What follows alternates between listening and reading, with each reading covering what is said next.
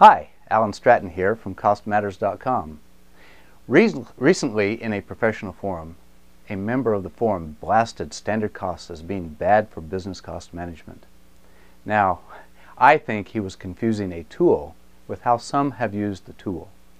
For relaxation, I enjoy woodworking, and in my shop I have a couple of box cutters handy. They are the perfect tool to open a package or to do some miscellaneous cutting. However, the 9/11 hijackers also used box cutters. This resulted in the deaths of thousands. So, are my box cutters bad? Absolutely not. Although I will never carry one on an airplane, I still find them useful in my shop and around the house. As another example, years ago I was on a committee within the Consortium for Advanced Management International to revise their glossary. Another committee member and I had a dispute over the inclusion of the term unit cost.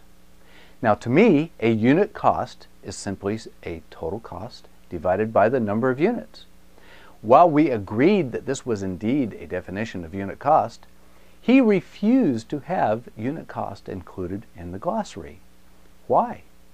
Well, because in his experience, managers misused unit cost. To his credit, he was considering the components of total cost and how they vary, specifically costs that vary by unit, costs that vary by batch or product, fixed costs that don't vary, and overhead costs that are very fixed. In his experience, too many managers would simply multiply the unit cost by the new volume and use this in decisions without considering the underlying variability of the costs. In large measure, he was correct. Now, to him, the misuse of unit cost was enough to justify leaving the term out of the glossary. Now, while I agreed that managers could misuse unit cost, the misuse did not eliminate the need for the term. In the end, we were at an impasse, and you may note that the glossary does not include the term unit cost. Now, back to this forum discussion. Let's just to elaborate a little bit on what a standard cost is and what it is not, because I think he was including some things that should not have been in his assumption as to what a standard cost is. So, what is a standard cost?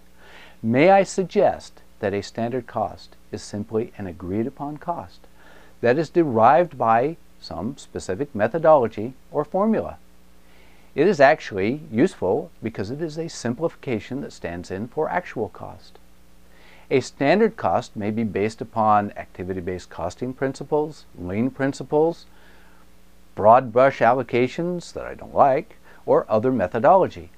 A standard cost may be used for raw materials, for labor, for freight, total cost, or anything where an agreed upon standard would be useful. A standard cost may use full absorption. That is not a requirement. I've seen activity-based cost implementations where the accountants on the implementation team sought to allocate all sales, general, and administrative costs to products.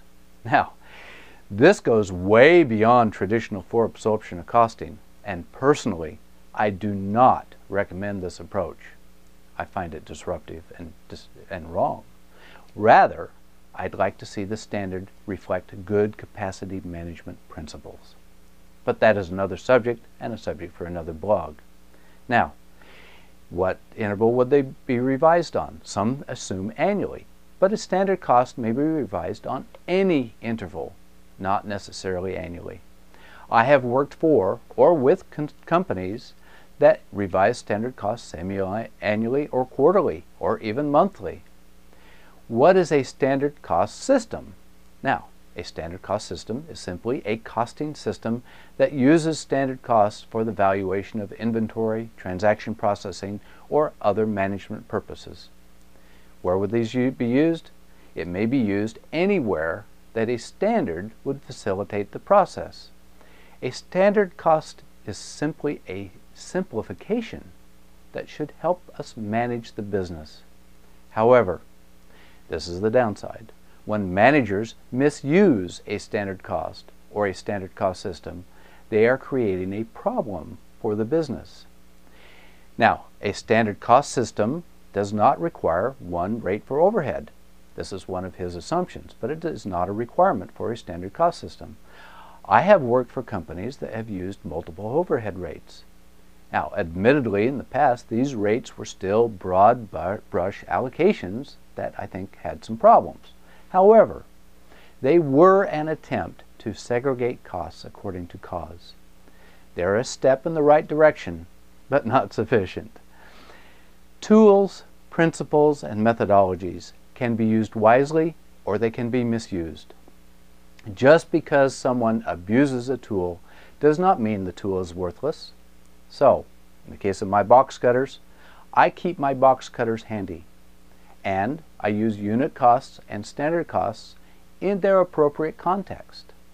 Now, perhaps you have examples where people have used standard costs inappropriately or have abused this. I'd appreciate you sharing those with me. Or other cases where you have used them successfully with great results. Please share those also. So, to your business profitability, this is Alan Stratton from CostMatters.com. Thank you.